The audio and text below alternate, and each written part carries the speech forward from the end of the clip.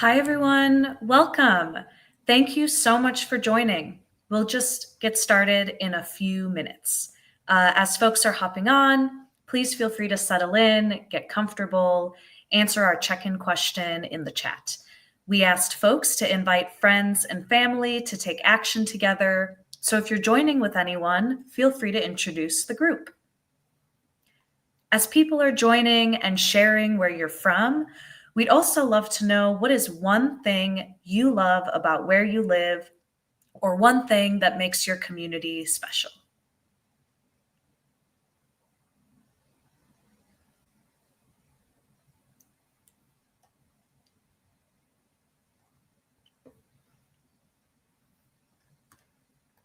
Welcome all. Awesome to see some folks from Wisconsin, Georgia, Oregon, Rhode Island. Awesome. Chicago. So many awesome places across the country. Florida. Awesome.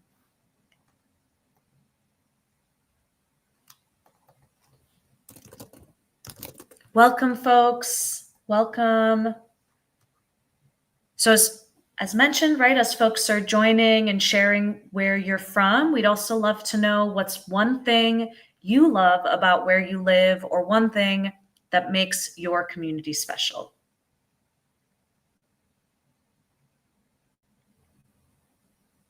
Awesome. Seeing Salt Lake City, Minnesota, Long Island. Awesome. Welcome, welcome, folks.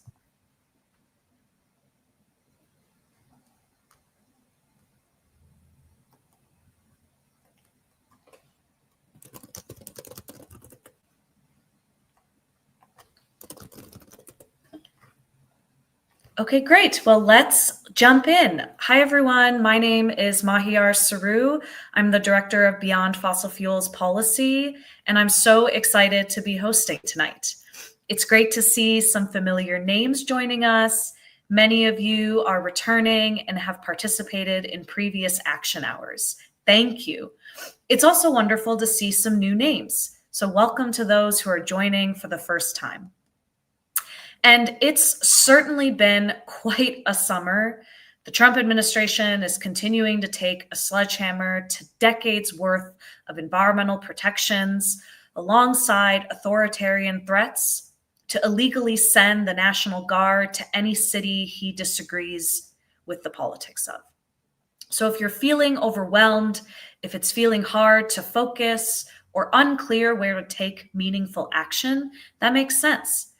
This action hour is not going to address everything happening right now, but we wanted to acknowledge the context we're all living through and invite you into action against it in other ways if and when you're able. All of our work is connected. We cannot fight the climate crisis or protect our environment without a functioning democracy. We must continue working, continue organizing, piece by piece, sharing the load, and tackling each part of the many challenges we're facing together. Today, our action hour will be focused on protecting communities from climate disasters.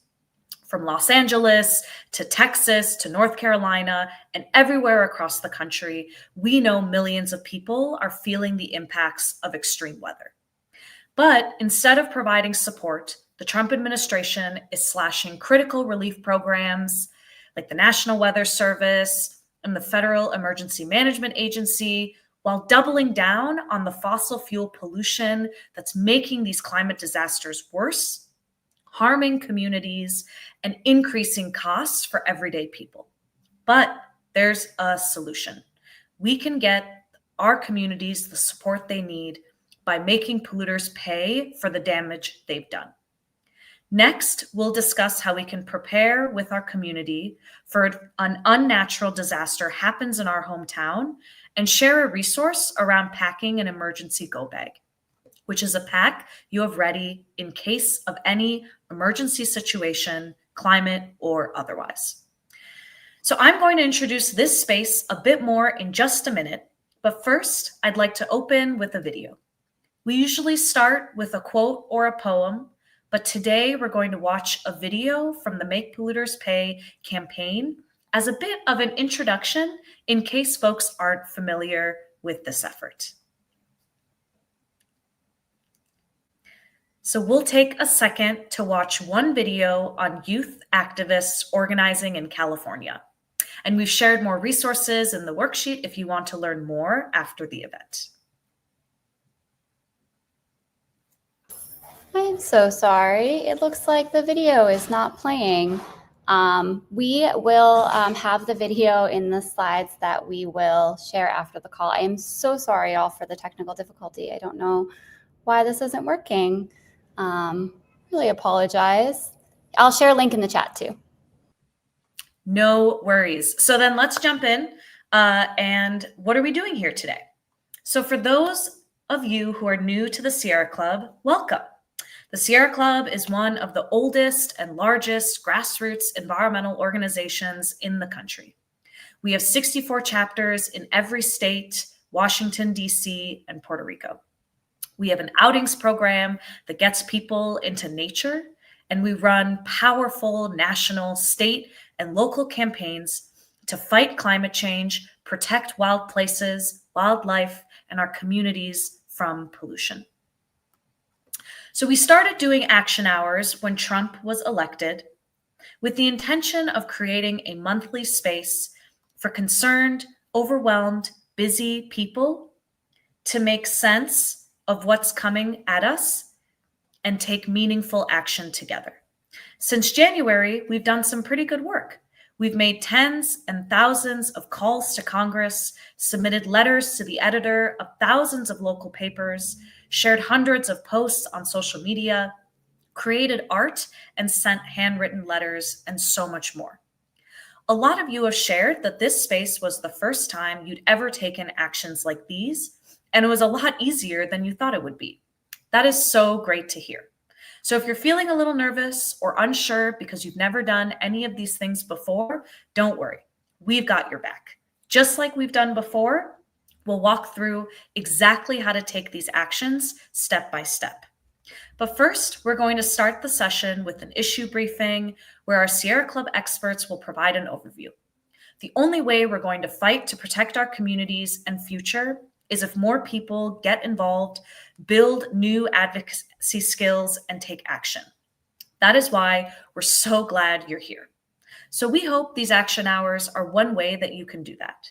They're intended to help cut through the noise and chaos and be a place where you can show up, get the key updates you need to know, and then do something that will actually help put pressure on these key decision makers. So with that, let's review today's agenda and actions.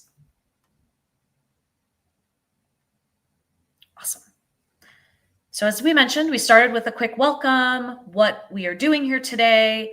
And like I said, we're now going to start with a quick issue briefing from Taylor Becker, who will go into more detail about the Make Polluters Pay campaign and why we're talking about climate disasters today.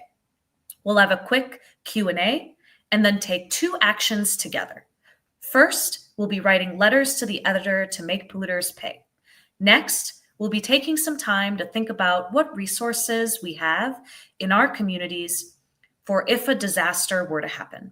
Then we'll share an emergency go bag guide to help our friends and family prepare. When we get to the actions, we'll walk you through them step by step. I also want to make a note here about the technology we're using. We're streaming live across Sierra Club's YouTube, Facebook, and LinkedIn channels. People are joining from all platforms today. But if you need live closed captioning, that is available on LinkedIn and Facebook. YouTube captioning will be available after this webinar, but unfortunately it's not available live. Please use the chat function to ask questions and make comments, and our chat monitors will be working diligently to reply. Though we may not get a response to everyone due to the volume of attendees, we'll do our best. We had a couple people last month who had difficulty finding the chat on YouTube, so I wanted to share that it's on the top right corner of the page beside the video. I also want to invite everyone to take a look at our community norms. We ask that you all engage with kindness and respect and that you will be willing to try some things out today. Some of you might be very familiar and comfortable with the types of actions we're going to offer. Others of you might not be, and that's okay. We're hoping you're willing to give it a shot and try it out. So we welcome your questions, comments, and constructive disagreements, but please engage with respect. And of course, prejudice or bullying of any kind will not be tolerated during the meeting. All right, so I'm going to pass it to my colleague now to talk us through the issue briefing. If you have questions while they're speaking, please write them in the chat or the Q&A function, and we'll have about 5 minutes to answer them after the briefing. So now on to my esteemed colleague, Taylor. You have the floor. Thanks, Mahyar. As she mentioned, my name is Taylor, and I'm the Deputy Director of State Lobbying and Advocacy at the Sierra Club. I just learned this the other day, and I thought it was pretty crazy. The summer of 2024 was the hottest on record, and 2025 is on track to break into the top 3. And more than 8 in 10 of us say we've experienced extreme weather, which means that if you haven't personally experienced a heat wave, fire, flood, hurricane, or other unnatural disasters or weather event, you're likely to have a loved one who has. I've personally seen climate disasters go from abstract to reality since moving to Reno, Nevada from Chicago a little over 5 years ago. Wildfires nearby, including the Dixie Fire that burned much of Lassen, which is our closest national park, filled the skies with smoke for weeks. The air quality has gotten so bad at times that it's hard to go outside, and I worry about what that means for our health and future.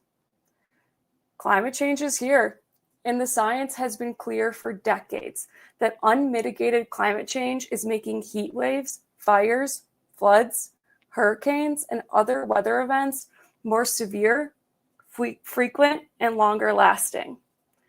For many of us, this is likely an uncomfortable topic. Climate disasters quite literally hit close to home. I personally know people who have lost their homes and livelihoods because of these terrible and unpredictable events. People may have even lost loved ones. And we also can't bury our heads in the sand. We can take all the steps to be prepared, which is why for the second action tonight, we'll be taking time to think through how we can protect ourselves and the people we love when the worst happens. And we'll be providing a resource that you can share with your peers. But first, I want to talk about our work to make polluters pay. Big Oil has known for over 40 years, since the 1970s, that the continued burning of coal, oil, and gas would cause dangerous climate change and lead to the worsening unnatural disasters we're seeing today. And all the while, they actively lied to maintain the status quo for the sake of their profits. Fossil fuel pollution is fueling extreme weather, from deadly heat waves to raging fires to devastating floods that endangers lives, destabilizes ecosystems and communities, and costs billions of dollars per year. Our families and others nationwide are left with higher insurance costs, rising food prices, and mounting health bills, all while Big Oil rakes in record profits and pays nothing for the damage they've caused. But it doesn't have to be this way. State-based climate superfund proposals represent a shift in climate policy, aiming to make polluters pay for the damage that they've caused. These initiatives, modeled after federal environmental laws, establish a program to collect funds from the biggest polluting companies to help pay for state-based climate-related damages and adaptation measures. Importantly, funds will be prioritized for projects that benefit communities hit hardest by fossil fuel pollution and climate change. These bills are gaining traction across multiple states and at the federal level, signaling a new era of corporate accountability for climate change. Vermont and New York passed 2 of the first ever climate superfund bills. While they both hold polluters accountable for the damages of climate change in their state, they present 2 legislative policy solutions. In Vermont, legislation directs the state and the treasurer to conduct a study to determine an amount of damages. While in New York, legislation includes a financial commitment of $75 billion over 25 years to collect a portion of the damages that the state has incurred because of climate change. In total, more than 10 states introduced climate superfund legislation in their states. And there is an effort to continue to educate and organize support for legislation through the end of the year and into 2026 when most state legislative sessions start. At the national level, we also have legislation introduced, the Polluters Pay Climate Fund Act in Congress, that would require oil and gas companies to contribute just a fraction of their profits to a federal climate superfund. That funding would go directly to rebuilding communities, protecting frontline neighborhoods, and preparing for future disasters. This legislation complements the state-level climate superfund efforts and signals growing federal alignment with the polluter accountability model. It is critical that we all join together to take action and make polluters pay. We're going to move on to questions in just a moment. But before we do, I just want to review some key points about why this is so important. The average household now loses $1,900 annually to climate disasters, money that could be going to groceries, rent, or daycare. Oil executives' own scientists accurately predicted today's climate crisis more than 50 years ago. And instead of warning us, they ran disinformation campaigns while banking record profits. Now, 70% of Americans say it's time for them to pay their fair share. These companies spent decades hiding the truth about climate science while making trillions. Now they're spending millions to elect politicians who will shield them from responsibility. Just like we made chemical companies clean up toxic waste sites, climate superfunds ensure fossil fuel giants help clean up their climate mess. It's a proven solution that protects taxpayers and communities. Vermont showed us how this works. They passed their climate superfund with Republican, Democratic, and progressive support because it's just common sense. When you break something, you help fix it. Now, let's take a moment to answer some of your questions before we move on to taking action. Great. Thank you, Taylor. So it looks like we've gotten a few questions come in. I'm going to start with one question we have here is, what is the likelihood that this bill could pass in Congress? And I'll just add in, maybe talk a little bit about like federally in Congress, and also I'd love to hear, I personally love to hear more about, how likely some of these other efforts are to pass in states. So Mahiara, do you want to start with that one? Sure, great question. So it comes to no surprise that the federal landscape right now in Congress is challenging. And I think there presents an incredibly important opportunity for all of the work that folks are championing in states across the country, not only to introduce or advance climate superfund or make polluters pay legislation as a driver for an opportunity to advance the polluters pay or other types of make polluter pay legislation at the national level. And I think we are really eager to use the sort of efforts in the states as a launch and an opportunity to get more folks across the country from key geographies, from states, as we mentioned, right, from LA to North Carolina, everywhere in between, to be talking about this, to getting legislators and members of Congress engaged of why, as Taylor said, it's common sense. If you break it, if you're causing it, you should clean up your mess. And I think that key piece is a critical part of how we're going to build that momentum, continue to get more champions in the states, to get more federal legislators talking about this issue at the national level. And when we're at a place where the landscape federally is more favorable, we can really have this be a key priority of our champs in Congress moving this forward. Great, thank you so much. Another question that we have is, how can I find out if my chapter is working on the Make Polluter Pay campaign? And just to specify, two chapters mean like state-based or local Sierra Club entities. And Taylor, do you mind if I pass that?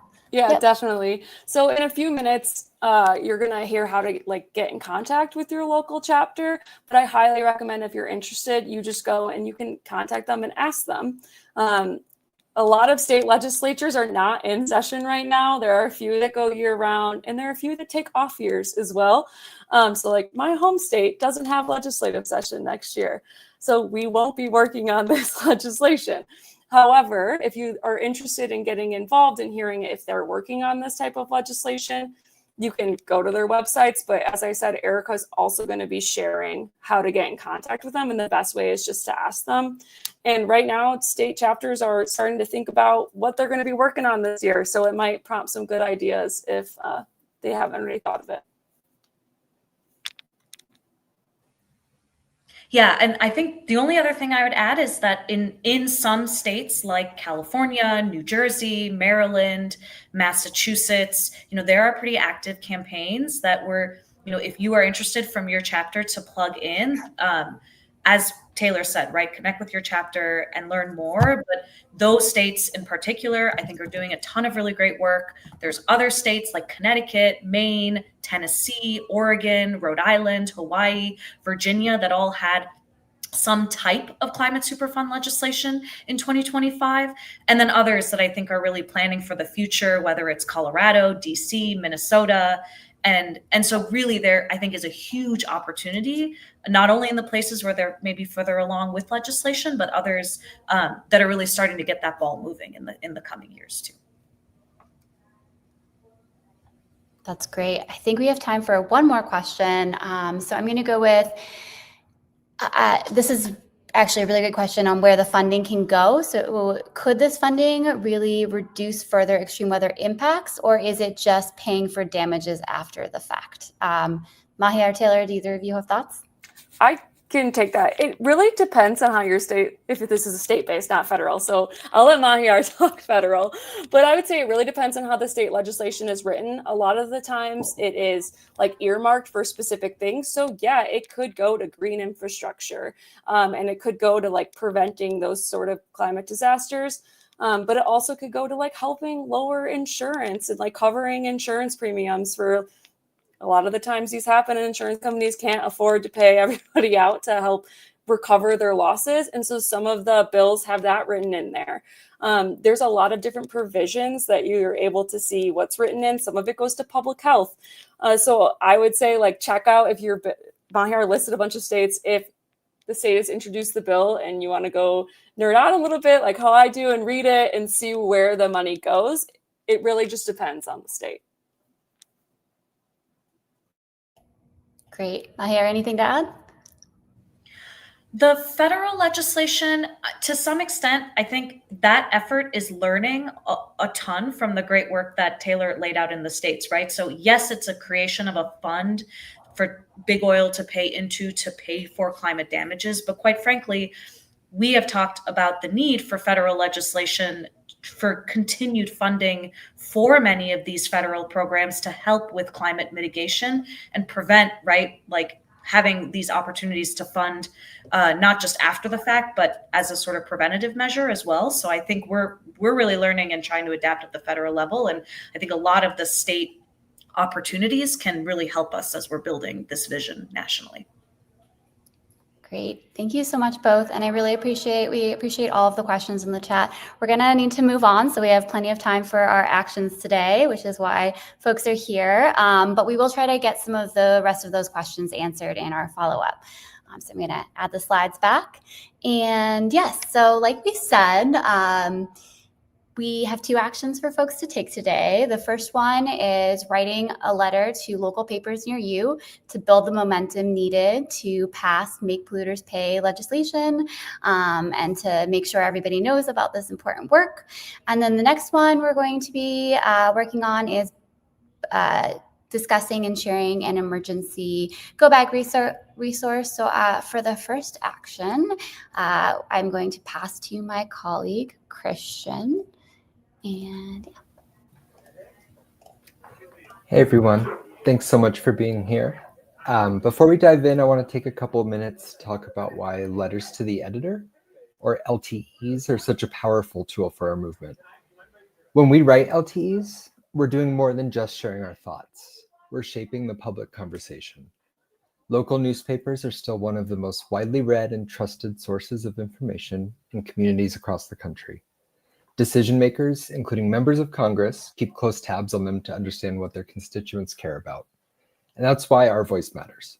So by writing these LTEs together today, we can put a spotlight on how climate disasters are impacting our communities.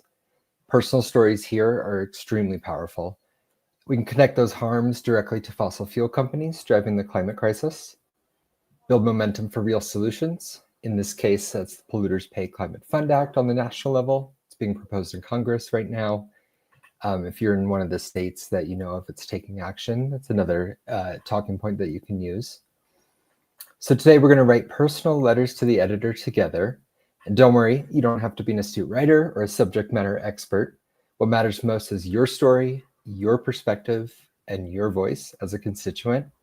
Our LTE tool with the link provided provides a prompt and example language that you can customize. So when you're ready, you can go to sc.org/mpp-LTE to use our LTE tool. We'll also put the link in the chat. And if we're able to go to the next slide, we're going to provide the text that is preloaded into our LTE tool. Feel free to customize anything on here, including the subject line. I'd recommend changing communities to your own city, state, and add any stories of personal impact or particular importance in your message. We're going to take a few minutes now, go to the link in the chat, write our LTEs, and help shape the debate in order to make polluters pay. And if you finish early and feel comfortable doing so, we'd love to hear your personal story or impact in the chat. We'll be reading through everything. We love coming back to these comments. So please feel free to share, and we will, anything you have to offer, we're going to enjoy reading. And then when we're done, Mahiar will be back with the next agenda item. So we have about 5 to 7 minutes. Thank you.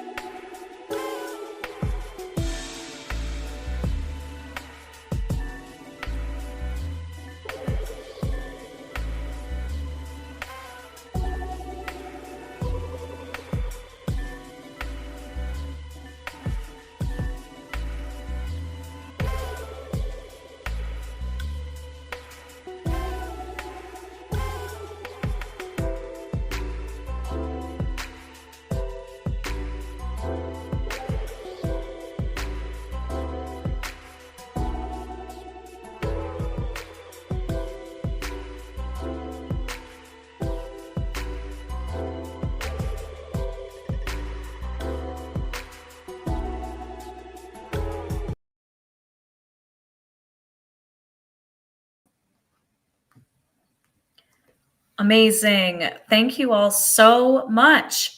Now, before we move on to our second action, I'm going to pass it to my colleague Erica to talk more about Sierra Club chapters and how you can get involved locally. This can be a great way to participate in Make Pooters Pay efforts in your state. Over to you, Erica.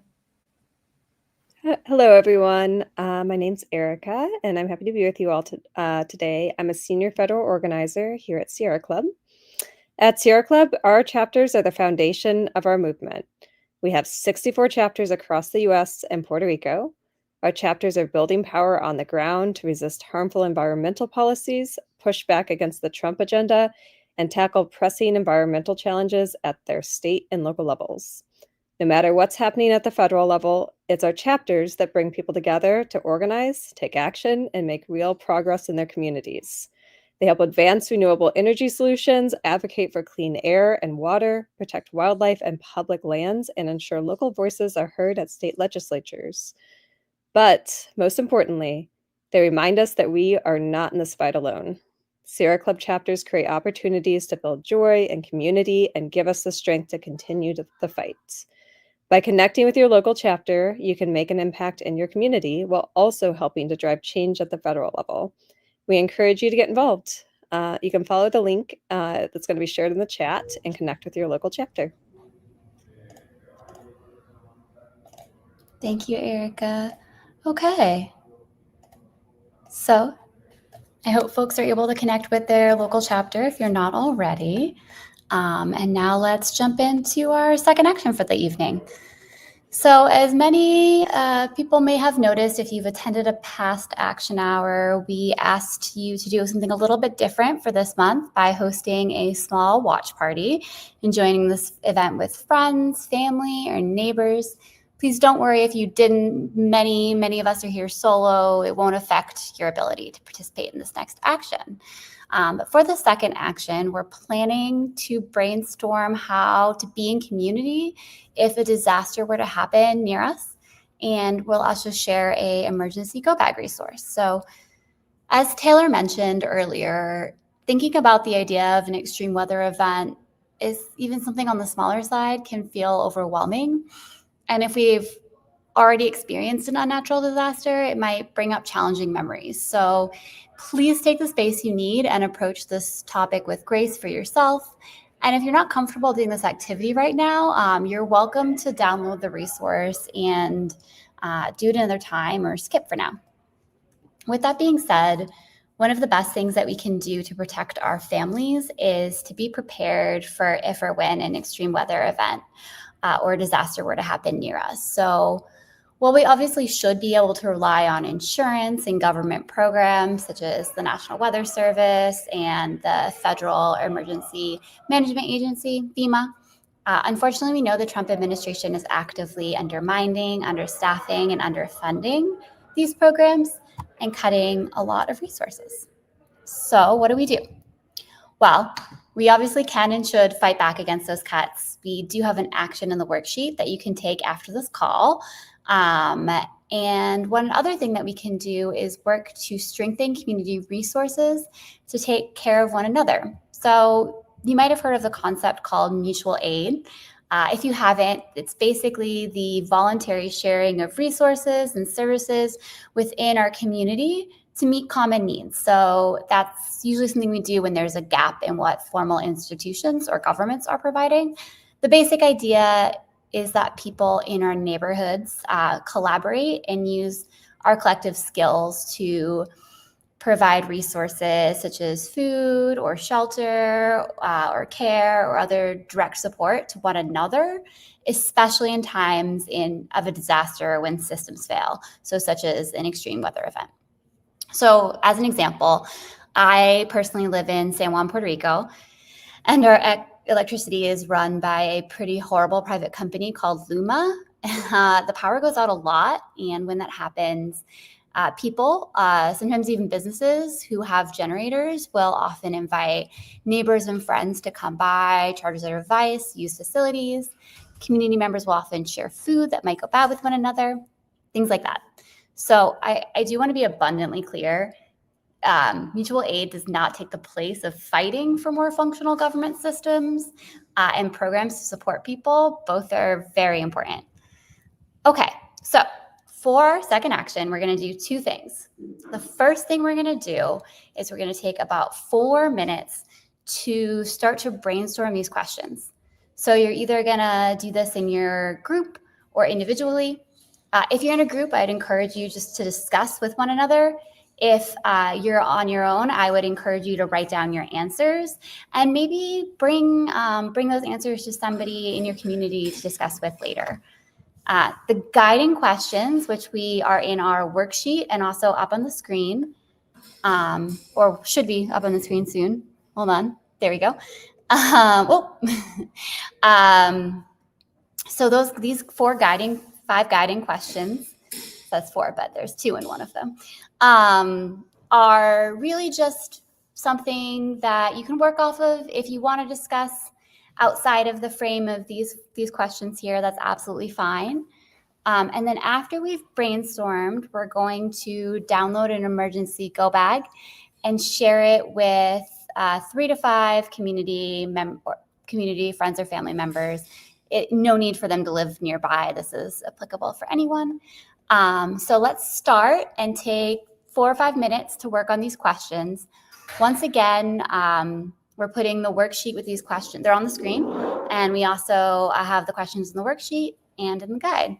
So I will give folks a moment to work on this. And as usual, if you have any questions about what we're doing, just ask them in the chat.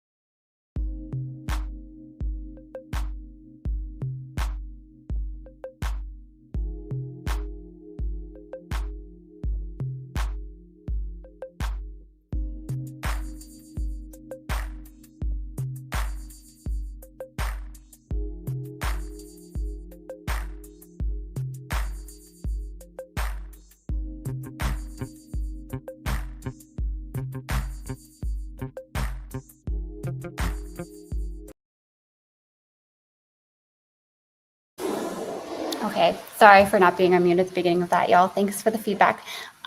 So if folks are still working on answering the questions in your group or individually, please continue doing so.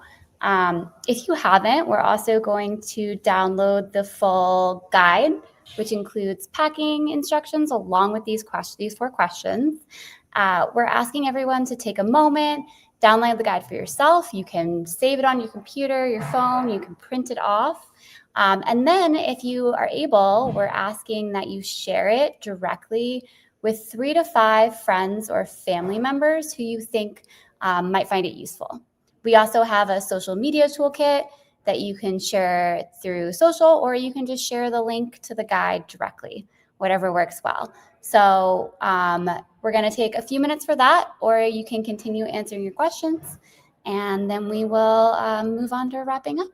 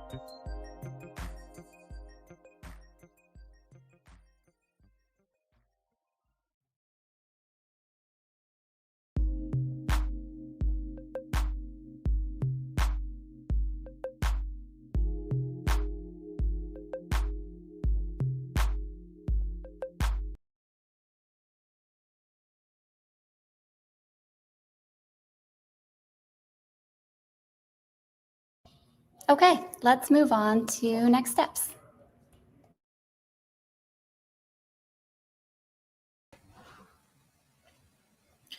All right. Well, apologies, folks, for some of the technical difficulties. As mentioned, we'll follow up over email with a bunch of the content so everyone has all the materials you need. And again, we are going to move towards closing, but we have two quick but important things to cover first. This has been a really great hour, and it is so wonderful to have a space set aside to come together and take these actions. I know it can be hard to get myself to do these things alone. So, really having a big group makes it much more likely I'll actually send my letter, make that call, or whatever that action is. I really want us to take a second to acknowledge ourselves for showing up today because you took the time out of your busy schedule, everything going on in your life to show up, spend your hour here. So, thank you. I also want us to think about what it takes for us to keep showing up and invite you to stay involved. Maybe that means you need to stop reading quite so much news if it's going to keep you from acting. Maybe it means you have to find a buddy to do this work with you. You could even find people to come to these action hours with you every month. Maybe it's joining your local Sierra Club chapter or another group. And if you'd like to learn more about the Make Polluters Pay campaign and the upcoming week of action in January, please join us for a national call tomorrow at 3 p.m. Eastern, 12 p.m. Pacific. And we're going to be back next month in October with a different topic for our action hour, focusing on clean energy. That will be on Tuesday, October 21st at 4 p.m. Pacific, 7 p.m. Eastern. You can RSVP for that at se.org/OctActionHour. And finally, we are going to end with a survey because this is an evolving program and we'd really love your feedback. We read every single one of these surveys and you can help us improve. So please, if you have just 1 to 2 minutes, stay on, take this survey to let us know how you liked today, what we can do better, and what kind of actions you'd be most interested in doing in the future. And once you've finished the survey, feel free to hop off. So thank you so much. Take care. We've shared the survey link in the chat. You can also use your phone to scan the QR code on the screen. Thank you. Thank you, everyone, and have a wonderful evening.